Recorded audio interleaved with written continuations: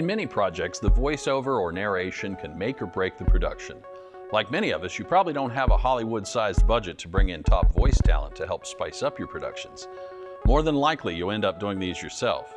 So this week on AudioBuzz, we'll discuss some tips and tricks, and I'll shed a little light on the steps I go through before doing voiceover work.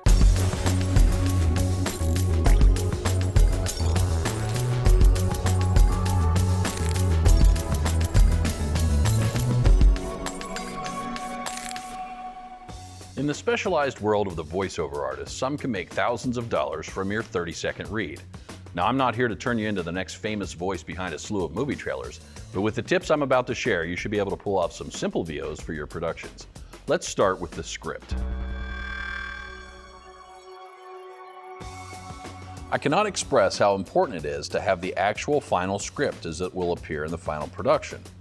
Make sure the client has approved the script and that there's nothing further they want to add. Work closely with them to help phrase things in a way that enhances the script. Sure, you can edit out words and add in things later, but you'll spend less time getting it right the first time around rather than editing it after the fact. And it'll sound more natural. If you have to edit, make a work copy of your file and edit that. Save your original as a backup. This next tip may seem a bit obvious, but you won't believe how many times I've had someone come in to deliver lines for a project, and it's the first time they've even looked at the script. It's a good idea to actually rehearse your script and make sure you understand how to read it. You don't really have to understand all the concepts presented in a technical script, but you should be certain that your delivery and inflections suggest that you do, so that statements don't sound like questions. You might want to take the time to underline or capitalize words in your script that require more emphasis as a general reminder for your performance. If you keep having trouble with certain words, spell them out phonetically. It's easy to say ya instead of you or fur instead of for, so writing out the actual pronunciation might be a good guide. It might also help with pacing to spell out large numbers, so that 22,153 is actually read as 22,153. Writing out large numbers and hard to pronounce words will help keep you from stumbling over your words and frustrating you as you do your read. Now let's talk about where you record. There are a number of prefabricated isolation booths on the market. And while they'll certainly help improve the quality of your recordings, most aren't actually totally soundproof. The best you can usually hope for is an attenuation of outside noise by 30 to 40 decibels. If you don't have a booth to record in, it's a good idea to treat the room you'll record in with some sound dampening material like we discussed in our episode on sound dampening, and try to avoid as many external noises as possible. If your final VO will appear in a production with a music bed, most low-level noise will probably be masked by the music. However, if you're doing something like straightforward narration where your voice will be the featured element, like an audiobook, you might want to consider additional measures like recording in the middle of the night. You might be surprised at just how much less noise there is at 3 a.m. than 3 p.m.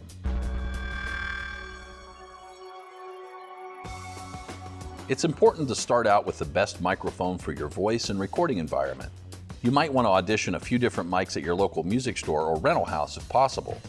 Perhaps even rent an hour or two of studio time at a local studio and explain to them that you want to record into a variety of vocal microphones and have them set up the session before you arrive. Even though I have the ability to use a very expensive studio condenser mic that's been used to record lead vocals on countless popular albums, I still like to stick with my Electro Voice RE20 Dynamic because I like the way my voice sounds through it. I also find it to be a little more rugged, more forgiving with plosives, and better at rejecting off-axis noise. There are a variety of microphones out there to choose from. I can only tell you which ones work best for me. You'll need to experiment and do some homework to find out which ones suit your needs. And once you've settled on your mic, even if it's the simplest of handheld stick mics, there are some accessories you should look for. Microphone placement is key in order to record a good voiceover track.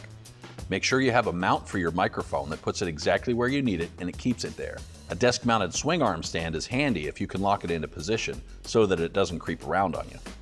A standard mic stand with a boom also works well. It fits into a variety of settings and it's portable. If it's available for your mic, a shock mount is a good investment to help isolate it from noise transmitted through the mic stand, such as the low-frequency rumble of the idling truck across the street that you might not hear, or for when you bump the stand while recording. A stand-mounted pop filter helps to control those popping P sounds to help minimize the editing required to tame those plosives in post. Now, just as important as having good microphone placement is having a good place for your script. First, make sure the font on your voiceover script is big enough to read comfortably from a distance, and place your script in a place where you can easily see it when you're up in front of the mic. It's best to have a copy holder, some type of stand, or even tape your script to the wall rather than holding it. Holding a script can add extraneous noises such as paper rattling and shuffling, not to mention that as you move the script around, your voice bounces off the paper and back into the mic, and it can cause slight variations in the sound of your voice due to phase cancellation. Just before you begin recording, take a minute to collect a few items to help you through your session. Have a few bottles of water or a pot of warm tea available in your recording room before you start, so that if your mouth gets dry, and it will, you don't have to stop what you're doing and go to the fridge. Doing that could cause you to lose your concentration and destroy your pacing. Don't drink anything thick or mucus-inducing like a milkshake directly before or during recording. Some lip balm will help keep you from licking your lips and making a lot of smacking noises. Use something with a coconut oil base that's not too sticky for best results. Finally, it's good to warm up and massage those vocal pipes before you begin. Warm up your voice with some scales or sing your favorite song while getting your area set up. Don't worry if you don't hit the notes just right. This mainly helps give your vocal cords a little exercise before the main event. And it's a lot of fun. But don't be too harsh on yourself if you don't like the way your voice sounds. Most of us can't stand to hear our own voices on playback. Get some opinions from neutral sources and, more importantly, your client. They'll probably be pleasantly surprised by your results and happy not to have to shell out any extra cash for voiceover talent.